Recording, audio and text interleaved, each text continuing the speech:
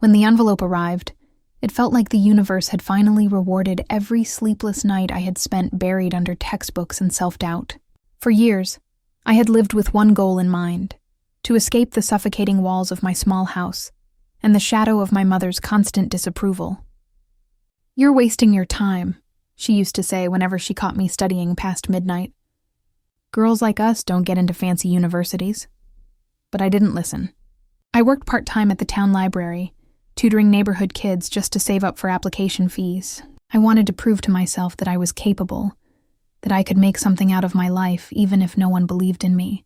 That morning, as I left for work, I saw the mailman stop by our gate and drop a bundle of envelopes into the box. My heart skipped. I knew it was around the time universities were sending out decisions. I told my mom to keep an eye on the mail and rushed out, trying not to let hope make me foolish. When I came home later that evening, the kitchen smelled like tomato soup and she was humming. Too calm, too normal. I asked casually if any letters had come, and she shrugged, saying, "Just bills and junk mail." I glanced at the counter. There were a few open envelopes, nothing that looked important. I believed her, or maybe I wanted to believe her. Days passed, then weeks. My friends started sharing photos of their acceptance letters. Smiling faces holding golden envelopes flooded my feed. My heart twisted every time I saw one. I checked my email every morning, refreshing the page like an obsession. Nothing. My mother would notice my disappointment and sigh dramatically. "You see, that's why I didn't want you to get your hopes up. Not everyone is meant for college." Her tone carried no sympathy, only satisfaction, as if my failure proved her right. I started to believe her. Maybe I had overestimated myself. Maybe I wasn't as smart as I thought. I spent nights staring at the ceiling, wondering where I had gone wrong, replaying every mistake, every missed answer, every test I could have done better on. One afternoon, while my mom was out grocery shopping, I decided to clean her office. It was the least I could do, I told myself. She always complained about the clutter. The room was a mess. Stacks of old magazines, unopened mail, and receipts from years ago. As I sorted through a pile of papers on her desk, something caught my eye. A white envelope buried beneath a pile of catalogs. The logo printed in gold ink sent a chill through my body. Stanton University. My hands froze.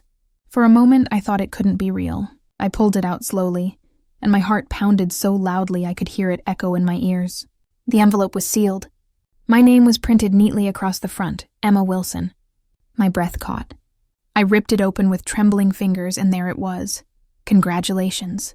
We are pleased to inform you of your acceptance to Stanton University." The room spun. My knees gave out, and I sat on the floor, clutching the letter like a fragile piece of my soul. The joy of acceptance was instantly drowned by betrayal. My mother had hidden this from me. She had stolen my moment, the moment I had dreamed about for years. My vision blurred with tears as I tried to make sense of it. Why? Why would she do this? Did she think I wasn't ready? Or did she simply want to keep me under her control forever? Rage replaced shock. My hands shook as I stormed into the kitchen just as she walked in with her groceries. "You hid my acceptance letter," I shouted, my voice breaking. She froze, eyes darting to the letter in my hand. For a split second, guilt flickered in her eyes, but she quickly masked it with calm indifference.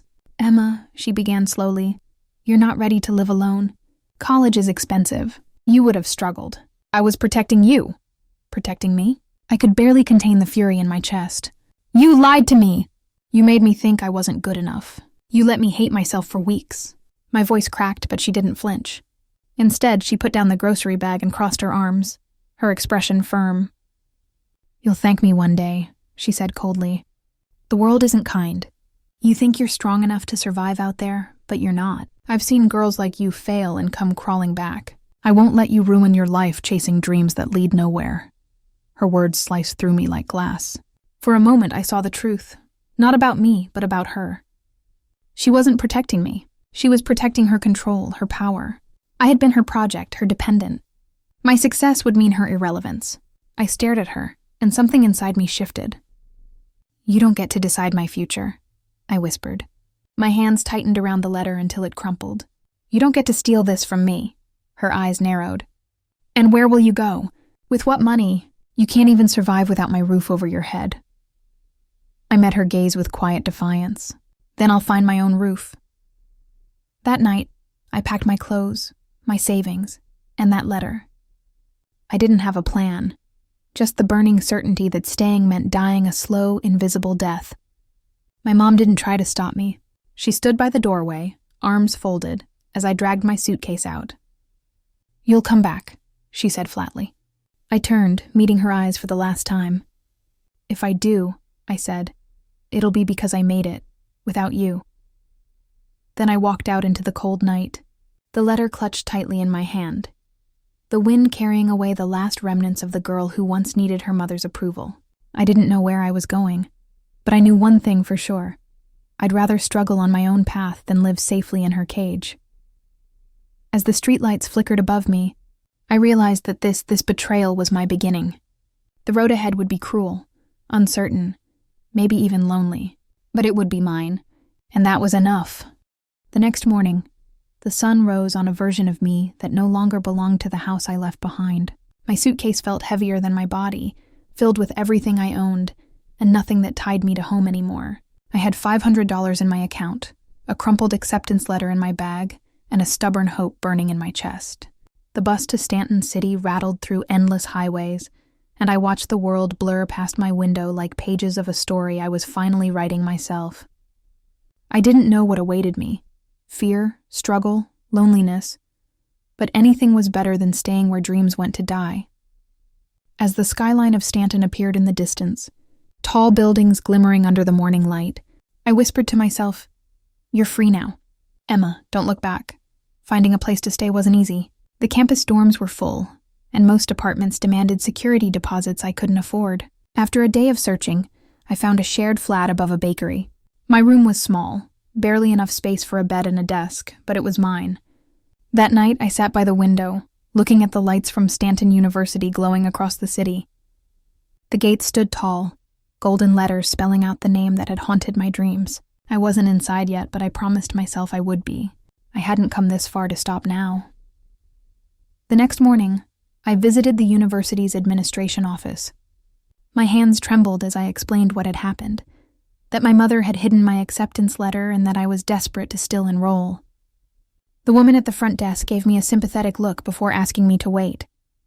Minutes later, the admissions counselor called me in. She listened quietly as I spoke, her expression shifting from disbelief to pity. When I finished, she leaned forward and said, "Your acceptance is still valid. We were surprised you never replied. If you can cover your late registration fees, you can still start this semester." My breath caught. "You mean I can still attend?" She smiled softly. "Yes, Emma, it's your place. Don't let anyone take it from you again." That moment changed everything. I walked out of the office trembling, not from fear, but from gratitude. But reality struck quickly. Late registration fees were expensive, and I was already running low on money. I picked up every part-time job I could find, cleaning in the evenings, waitressing on weekends, tutoring high school students online at night.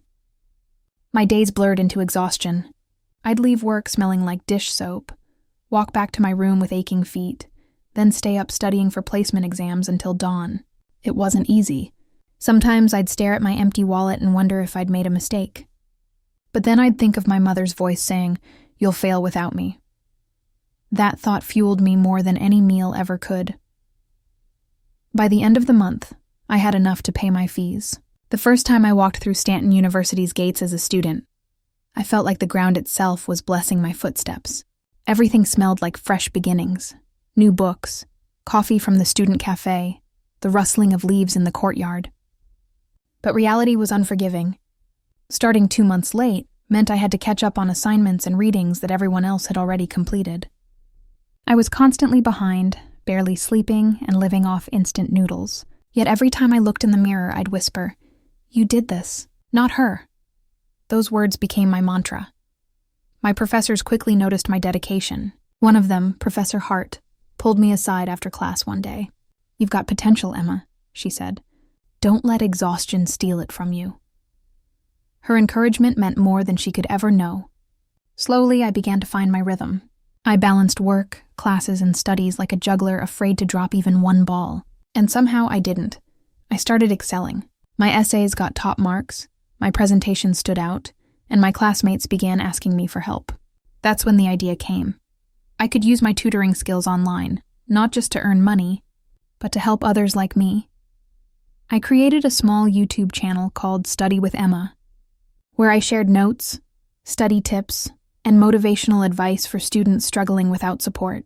I didn't show my face at first. I was too afraid. But I spoke honestly, telling stories about someone I knew who had been held back by family but kept going. The comments started trickling in. This helped me so much. I thought I was alone. Thank you for reminding me I can still try. Within a few months, I had thousands of followers. My pain had turned into purpose. For the first time, I felt truly seen. But my mother hadn't disappeared. She called every week at first, leaving voicemails that began with guilt and ended in anger. "You're being dramatic," she'd say. "You're making me look bad." Then she'd soften, pretending to care. "I'm just worried about you, honey. You don't have to struggle like this." The first few times I couldn't bring myself to respond. Eventually, I texted her back one simple line. "You lost the right to worry when you hid my future." After that, the calls stopped. The silence was deafening at first, but it was a relief too. I didn't need her approval anymore. Months turned into semesters, and I built a new kind of family, friends who believed in me, professors who guided me, and an online community that cheered me on. I learned that strength isn't loud or dramatic. Sometimes it's the quiet act of choosing yourself, again and again, even when no one else does. My grades soared, and so did my confidence. I even got a scholarship by the end of my second year, which meant I could finally quit one of my jobs and focus more on my studies and my channel. I used part of the money to buy a decent laptop, recording better videos, editing late into the night with music, and hope. One evening, as I uploaded a new video titled "Turning Pain into Power," I looked out my window at the same skyline that had once terrified me. The city that had seemed too big now felt like home. I thought about the girl who had left her house with nothing but a suitcase and a dream, and I smiled. I had built everything from the ground up, piece by piece. My mother had tried to bury my ambition, but she didn't realize that seeds grow best in darkness. And now, I was blooming. For the first time in years, I didn't feel like a survivor. I felt like a creator. My life wasn't just about proving her wrong anymore. It was about proving to myself that I was capable of creating something beautiful out of betrayal. And as I turned off the lights that night, exhausted but fulfilled, I whispered the same words that had carried me this far. "You did this, Emma. All on your own." 4 years later, I stood beneath the grand archway of Stanton University, the same one I used to stare at from across the street when I first arrived in the city. The banners swayed in the spring breeze, fluttering gold and white, while graduates in caps and gowns hurried around me, laughter and relief filling the air. My heart thudded with disbelief. I had made it. I had survived. I had conquered every sleepless night, every moment of doubt, every whisper that said I couldn't do it. Today, I wasn't the scared girl who ran away from home. I was Emma Wilson, valedictorian of the class of Stanton University. As I adjusted the tassel on my cap and looked at my reflection in a passing window, I barely recognized the woman staring back, confident, poised, and free. The ceremony began under a sky that looked painted with light. My name echoed through the speakers as I walked across the stage, the applause of hundreds of people surrounding me like a storm of validation. My hands shook as I accepted the diploma, smooth, heavy, and real. Every hardship, every tear, every dollar I earned cleaning tables or tutoring students online had led to this exact moment. When they called me to deliver the valedictorian speech, the crowd quieted and I stepped up to the podium, heart pounding in rhythm with the microphone's faint hum. I looked out into the sea of faces, friends who had become family, professors who believed in me, strangers who had shared in my journey, and began to speak. 4 years ago, I said, I arrived at this campus with nothing but a suitcase and a dream. I thought success meant being accepted by others, but I've learned that real success is accepting yourself even when others don't. My voice didn't waver. Sometimes, I continued, the people meant to protect us become the ones we must protect ourselves from. But we still rise. The crowd erupted in applause, and as the sound washed over me, I felt something inside finally heal. Then, in the corner of my eye, I saw her, my mother. She was standing in the second row, half hidden behind another parent, her eyes glistening with tears. For a split second, my breath hitched. Time seemed to freeze, dragging me back to that night I left home with nothing but a letter and a suitcase. She looked smaller now, older, fragile even. Her hands clutched a crumpled tissue, her shoulders trembling as she watched me. I didn't know whether to feel anger or pity, or both. After the ceremony, the courtyard filled with families taking photos, laughter echoing everywhere. I stood alone for a moment, just breathing, trying to absorb everything. Then I heard her voice, soft, uncertain. "Emma." I turned. There she was, standing a few feet away, her expression a mix of pride and guilt. She took a hesitant step forward. "You look beautiful," she said, her voice quivering. I didn't answer. She smiled weakly. "I've been watching your videos," she continued. "Your tutoring channel. You've helped so many people. You've done so well." Her eyes filled again, and she whispered, "I'm proud of you." For years, I had imagined this moment, what I would say, what I would feel. But now that it was here, I didn't feel anger. I felt clarity. "Why now, Mom?" I asked quietly. "Why are you here after everything?" She swallowed hard. "Because I realized what I did was wrong. I thought I was protecting you. I didn't want you to get hurt by the world. I didn't think you were ready." Her voice cracked. "But I see now that I was wrong. You were ready. You always were." I stared at her, memories flashing, her hiding the letter, her dismissive words, the loneliness that followed. "You didn't just hide a letter," I said softly. "You hid me. You made me believe I wasn't enough." She covered her mouth with her hand as tears rolled down her cheeks. "I know," she whispered. "I've hated myself for it every day." She reached out to touch my arm, but I took a small step back, not out of spite, but out of self-preservation. "Mom," I said, "I'm doing fine now. I found my path." She nodded slowly, understanding. "I can see that." There was no dramatic apology, no cinematic reconciliation, just two women standing between the past and the future. For the first time, I realized I didn't need her forgiveness, and I didn't need to give mine. I just needed peace.